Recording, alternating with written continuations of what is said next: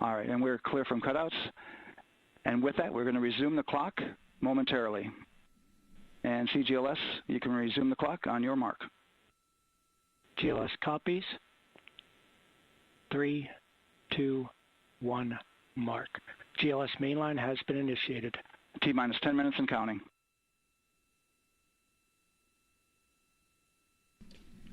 And that begins terminal count. Our new T0 is 6:35 p.m. Eastern Time. 6:35 p.m. Eastern Time. We are now counting down to liftoff of Artemis 2.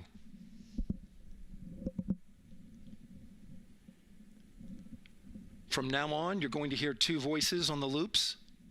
If everything goes nominally, NASA Test Director Jeff Spaulding, who's directly managing the launch team, and Alex Bendelos, the GLS operator who closely monitors the software. He has the ability to stop and restart the countdown.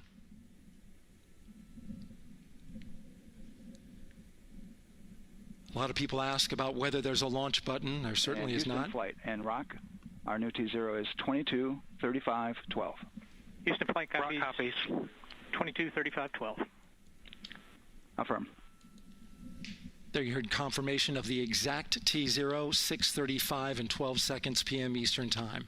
Again, our T0 is 6:35 and 12 seconds p.m. Eastern Time. But as I was saying, there's no launch button. This is autonomous. But there is a button that keeps you from launching, and that button allows the GLS operator to pause the countdown outside of terminal count and during terminal count and submit a hold to the next holding point. So the clock won't stop right away. If there's an issue, we'll go to the next stable holding point. This is how GLS configures the rocket and ground systems to a stable point where they can stop the countdown if that's needed. But right now, we are counting down. Our next big milestone, looking to retract the crew access arm. GLS is go for crew access arm retract. And there you see the crew access arm moving away.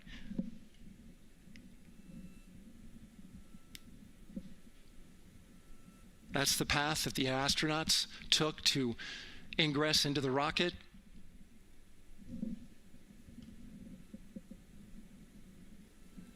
Until this point, that was their way off the pad if they needed to evacuate. But now with that arm retracting, the backup transitions to a launch abort system, and they'll begin arming that shortly.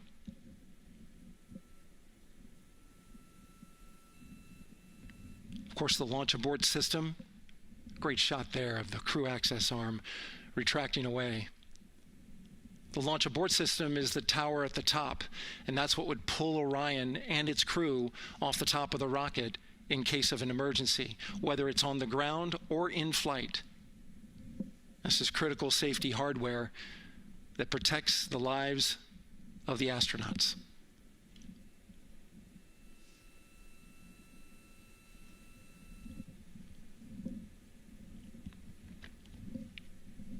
Starting at T-minus 6 minutes, the GLS will start bringing that and other high-energy systems online, starting with core stage pressurization.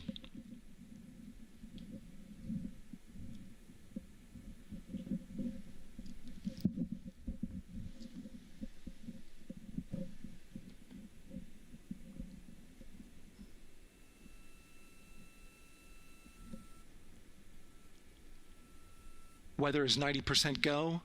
The range is go. All systems are go.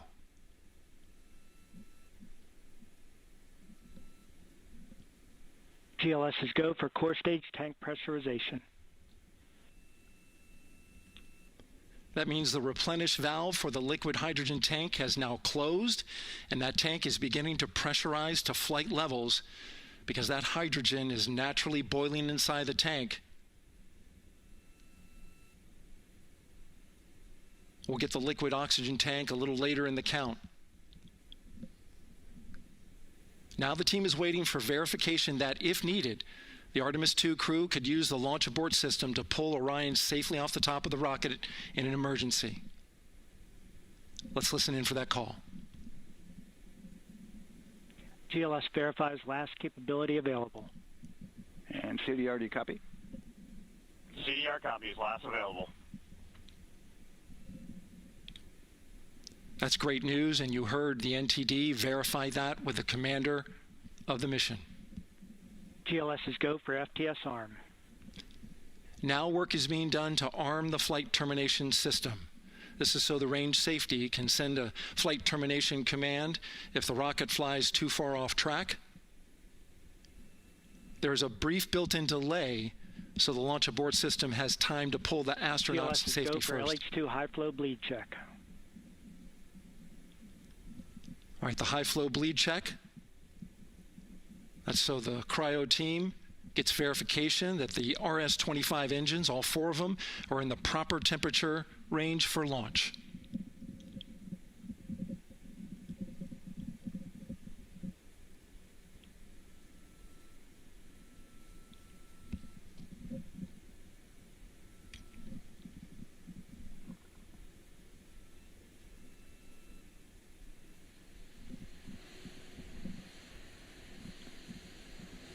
GLS is go for core stage APU start. Core stage APUs start. Those are auxiliary power units, high-speed turbines which provide pressure to hydraulic pumps that steer the RS-25 engines. We're going to see a gimbal test a little later at T-minus 2 minutes and 30 seconds. This is what allows that to happen.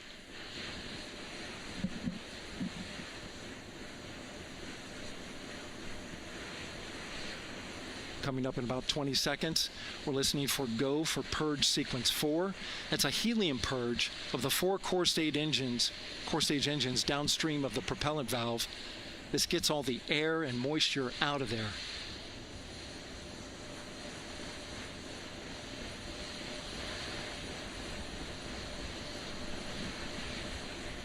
GLS is go for purge sequence 4. Moving through the milestones. All is looking good.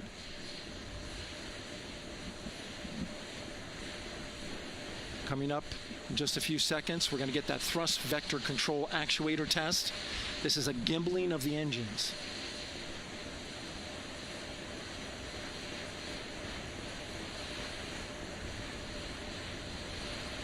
There are the 4 RS-25s, 3 of them Shuttle Heritage, 1 of them built from shuttle parts.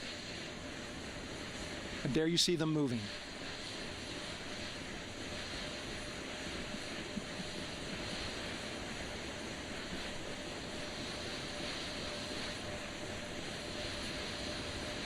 Now we're going to start moving the power from both the upper stage and the lower stage of the rocket to internal, taking ground power away and now going to battery power.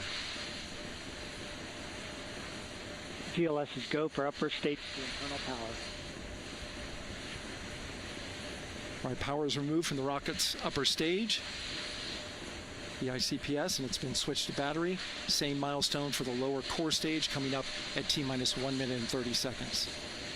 Right now, the 4-person Artemis II crew is 248,000 miles away from the moon. And if all goes well, they will fly by it in 6 days. GLS is go for core stage to internal power. All right, there's the rocket's core stage, which houses 3 flight computers, is now on its own power. There's no more hold time because there's no more margin on these batteries. So we would have to recycle back to T-minus 10 to recharge if we had a hold.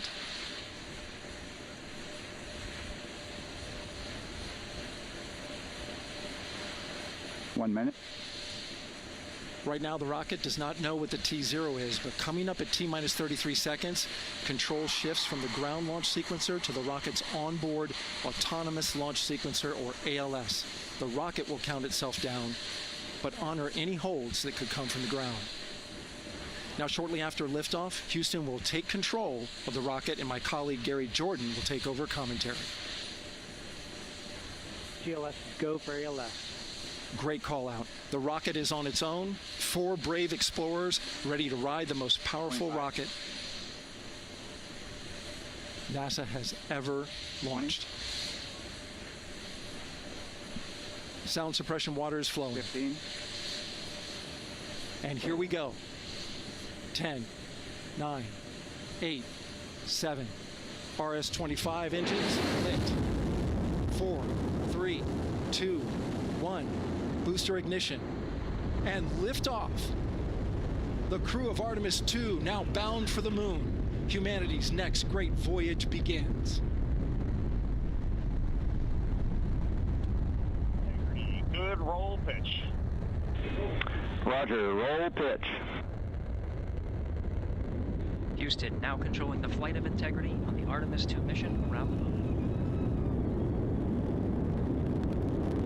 Integrity, AMT high. AMT high. On time, passing 30 seconds into the flights. Integrity passes the alternate MECO. Target milestone. Mission Control Houston seeing good performance on 4 main engines. Space Launch System core stage. Integrity, 3 miles in altitude. Traveling more than 1,200 miles per hour.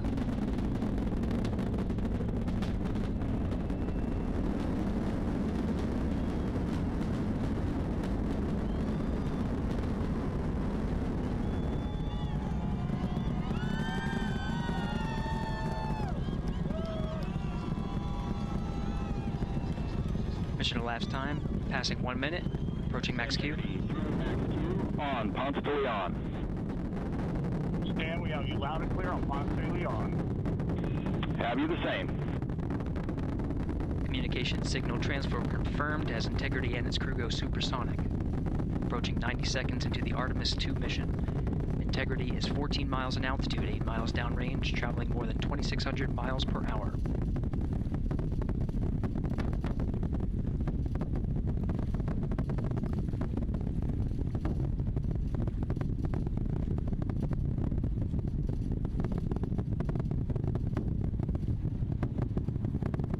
One minute 50 seconds of mission elapsed time, standing by for main engine throttle down to 85%, ahead of solid rocket booster separation, expected at the 2-minute 9-second mark. We see throttle down.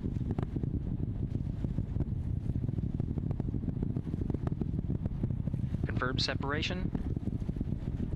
Main engines throttling up, guidance converged.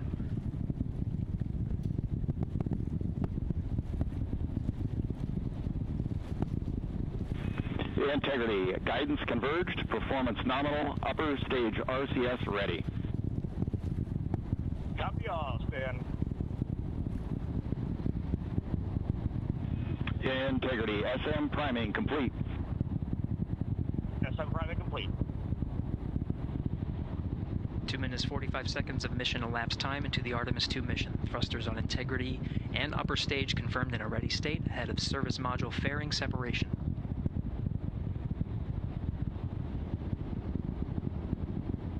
3 minutes into the flight. Integrity, 49 miles in altitude, 78 miles downrange, now passing 5,000 miles per hour.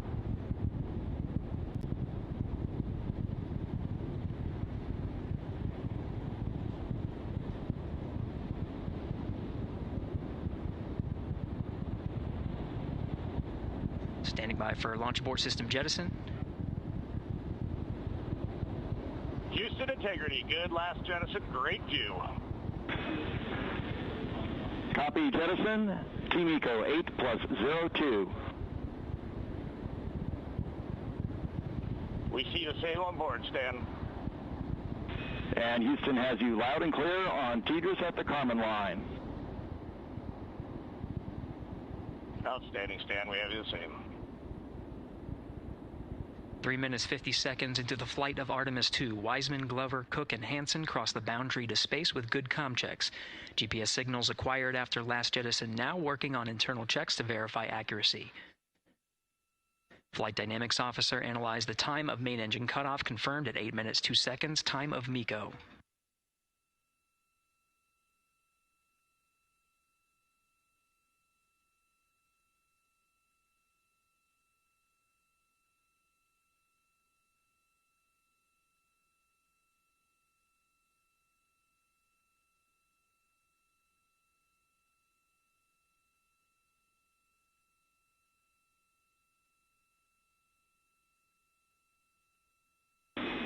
Integrity, GPS processing. Outstanding, Stan. We see the same, and we have a beautiful moonrise. We're headed right at it.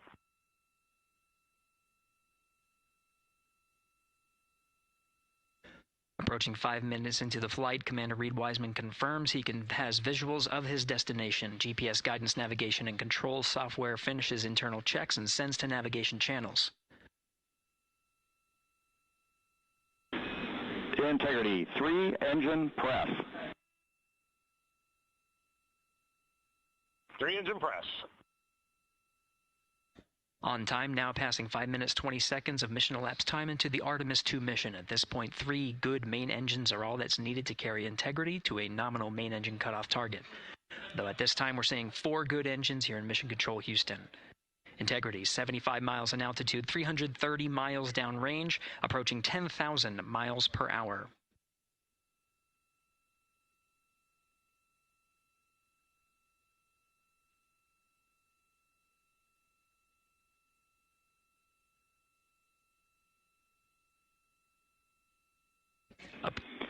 Integrity, looking good at 6 minutes. Same on board, Stan. Good trajectory and engine performance. Booster officer will soon report the shutdown plan to Flight Director Judd Friedling, expected at the 7-minute mark. Integrity, 78 miles in altitude, 460 miles downrange. Integrity, expect nominal shutdown.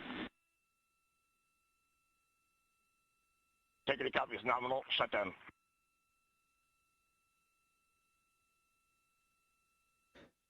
Six minutes 40 seconds of mission elapsed time. Shutdown plan is as expected. Again, the time of MECO was confirmed at 8 minutes 2 seconds into the flight.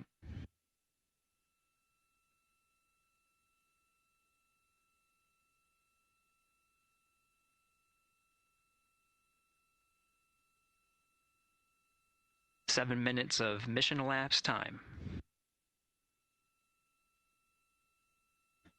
Throttling down as we approach the abort once around option. Milestone at the 7-minute 30-second mark. Now 84 miles in altitude, 650 miles downrange, traveling more than 15,000 miles per hour. Integrity, AOA open. AOA open. The window is now open for an abort once around option that would target splashdown in the Pacific Ocean. Still following nominal ascent at this time.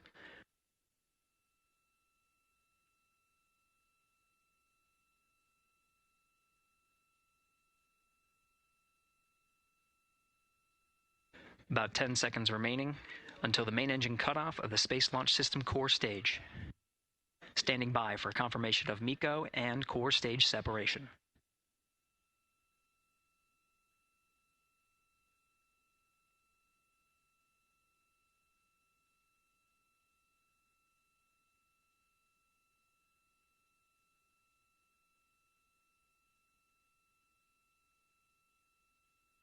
Integrity and nominal MECO, core stage separated.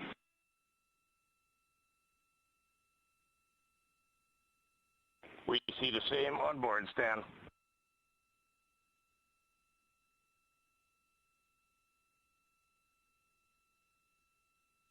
Eight minutes 40 seconds into the flight, we have a nominal main engine cutoff heading in the right trajectory on the way to swing around the moon. Core stage has separated, done its job. The Space Launch System upper stage, the interim cryogenic propulsion stage, or ICPS, still attached to the Orion spacecraft.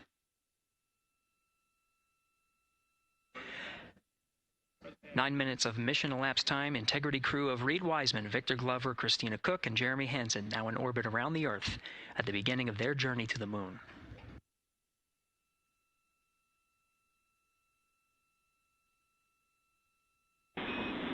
Integrity Houston, looking ahead to PRM numbers so far per the pad.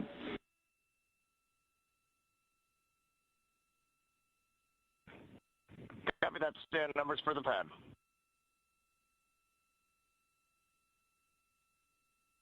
Capcom Stan Loves Now reminding the crew that the perigee raise maneuver time of ignition is as expected prior to booster ignition. That time being 49 minutes, 50 seconds of mission elapsed time.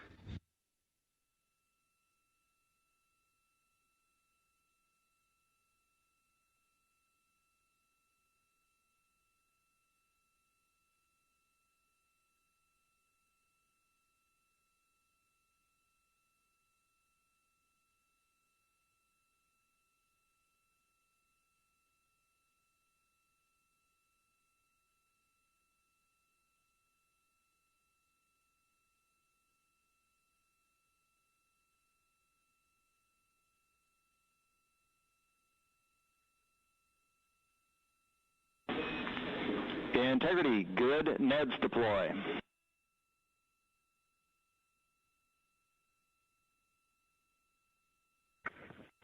Copy that, Stan. Good. Neds.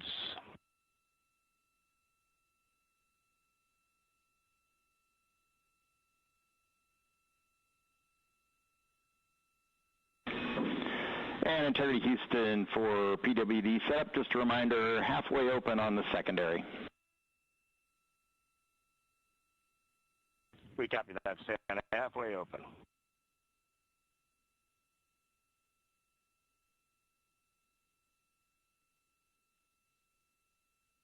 Passing 11 minutes of mission elapsed time. Here, overhearing the conversation between Capcom Stan Love and Commander Reed Wiseman, already passing some milestones. We have a good nozzle extension deployment system. That is confirmed. Complete. We also have the visors are confirmed up. Now past the dynamic phase of flight that is Ascent. Their launch and entry suits that provided them an extra layer of protection. Now not as needed. They're going to raise those visors. And later in today's mission, they will begin to egress or get out of the suits to begin some of their initial tasks of activating some of the systems aboard in the Integrity spacecraft. It's passing 12 minutes of mission elapsed time. Again, the perigee raise maneuver that's targeted near 50 minutes of mission elapsed time, 49 minutes, 50 seconds. That's what the crew is going to be working towards. The Commander Reed Wiseman, pilot Victor Glover will focus on preparing for that milestone. In the meantime, mission specialist Christina Cook and Jeremy Hansen will start some of the activation of environmental control life support systems. You may hear confirmation of their activation over the Orion to Earth communication network.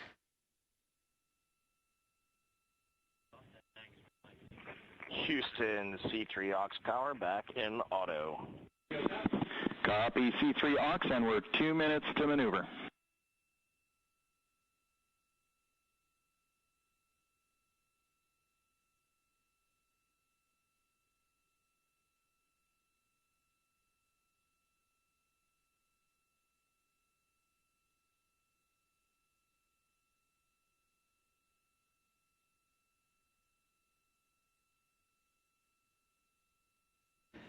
"13 minutes and 30 seconds of mission elapsed time. We're going to continue to follow the crew of the Artemis 2 mission. They are beginning their journey around the moon to verify the systems that will take us to its surface. An incredible ascent. Artemis 2 is underway. Reed Wiseman, Victor Glover, Christina Cook, and Jeremy Hansen begin their journey to the moon. Still milestones to come up as we await solar array deploy and the critical burns that will get Integrity into high Earth orbit around the Earth before engines are fired to get us around the moon. We'll keep tabs on Integrity and its crew from here in Mission Control Houston. But for now, we're going to send it back to you, Megan and Nicole at the Kennedy Space Center. Very jealous to hear how the launch experience was over on the Space Coast. Yeah, Gary, if people are just joining us, welcome back to the Space Coast, where we just saw Artemis 2 lift off 14 minutes ago. And wow, what an amazing launch, and an emotional one, too. As soon as the rocket lifted off, Nicole, you had tears in your eyes, I had tears in my eyes, and we had all these people around us cheering. It was amazing. Yeah, the energy was wonderful. I mean, it was a beautiful launch. You know, we've got 4 friends and family members headed to the moon. It's pretty amazing. Yeah. How does that make you feel as someone who, you know, is an astronaut as well, but also, as you said, friends? Yeah, so proud of them. You know, man, we don't have the words in the English language to describe this kind of an event, and pride, love, so many emotions. You know, they are truly breaking some barriers, and hopefully, you know, as Gary just said, they've got a long day ahead of them, so wishing them well on everything. But so far, what a beautiful launch to watch. Yeah, to be returning to the lunar orbit in more than 50 years. Maybe they go farther from Earth than any other humans before them. Maybe they see parts of the moon that we've never seen before. I mean, what a great start to what could be all of these milestones that we break in just a 10-day mission. Yes, what a way to welcome in the Artemis generation. Yeah, how do you feel? I mean, we saw some beautiful shots we were covering of course, the rocket, of course, the Earth falling away as we continued up into our ascents, but also some of those crowd shots where we saw young and old just emotional, overcome by this history-making moment. Man, we are going back to the moon for all, and we saw that today. We saw that in all the crowds. And yeah, you guys just saw that view, the sunrise or sunset, I guess. They just made it over the crest of the Earth, and you could see the sun peeking over. One of my favorite views from space. And I can't imagine what they're looking at now, and I can't wait to see what they're looking at in about 5 or 6 days. Yeah, and you know, I know a lot of people are like, you know what, I'm surprised this launched on the first try, because we know, like any little thing, we have to be keeping safety in mind, and we want to make sure we're ready to go. But we were ready to go, and I think it surprised a lot of people. What a wonderful surprise on this Wednesday evening. It did, you know, and it kind of surprised me as well. But you know, it's just a testament to the team here that has been working so hard on Artemis. You know, Artemis 1, we learned a ton of lessons. We learned a ton from the wet dress for Artemis 2. We were able to go in, fix those things. We even had a couple mishaps today, not mishaps, but a couple, you know, anomalies today that the team creatively came up with solutions for. It's just a testament to the teamwork that gets us to the moon. And so we can continue to watch Christina, Reed, Victor, and Jeremy on their way now to the moon in Earth's orbit, and awaiting the next in-flight milestones, deploying Orion's solar arrays. So why don't we get back in with Mission Control and Gary. Hey, thank you, Megan. Again, we're following along in the action.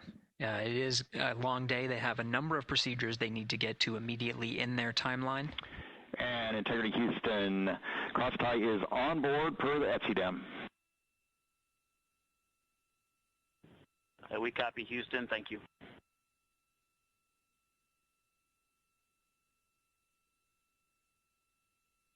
Cross-tie referring to flight controllers here initiating a connection between some of the batteries aboard the Orion spacecraft, allowing for an even distribution of power. This is the flight control teams that took us through Ascent of the Artemis 2 mission today. Right now we're, as you see, passing 18 minutes of mission elapsed time. The Orion spacecraft integrity and the interim cryogenic propulsion system are maneuvering tail to sun. It is in this orientation, this attitude. Integrity anywhere until that momentary prop caution.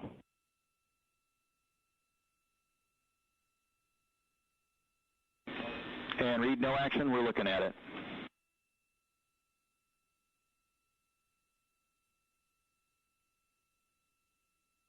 Commander Reed Wiseman verifying what is being routed to his displays aboard Integrity.